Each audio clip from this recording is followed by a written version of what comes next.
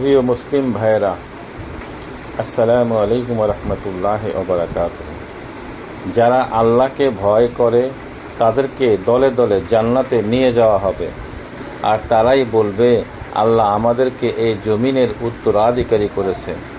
এরশাদ হচ্ছে, ওয়াকালু হামদুলিল্লাহিল্লাযী সাদাকানা ওয়াদাহু ওয়া আওরাসানাল আরদা নাতাবাওয়াউ মিনাল জান্নাতি হাইসু নাশাউ ফানিমা আজরুল আমিলিন।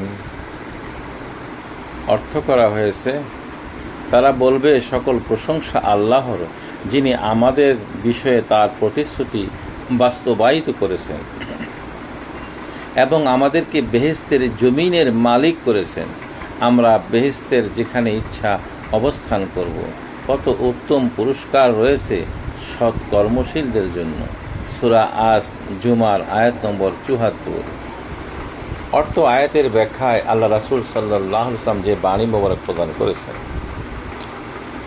মুমিন ব্যক্তিদেরকে জাহান্নাম থেকে পরিত্রাণ দেওয়া হবে, তবে তাদেরকে জান্নাত ও জাহান্নামের মধ্যবর্তী স্থানে পুলসিরাতের উপর আবদ্ধ করা হবে। তখন তারা দুনিয়াতে পরস্পরের প্রতি যে জুলুম করেছে তার কিসাস আদায় করা হবে। অনন্তর যখন তাদেরকে পাপ মুক্ত করা হবে এবং পবিত্র করা হবে, তখন তাদেরকে জান্নাতে প্রবেশের অনুমতি দেওয়া হবে। আল্লাহ বলেন, তখন তারা বলবে, সকল প্রশংসা আল্লাহর, যিনি আমাদেরকে বিষয়ে তার প্রতিশ্রুতি বাস্তবায়িত করেছেন এবং আমাদেরকে বেহেশতে এই জমিনের মালিক করেছেন। আলহামদুলিল্লাহ।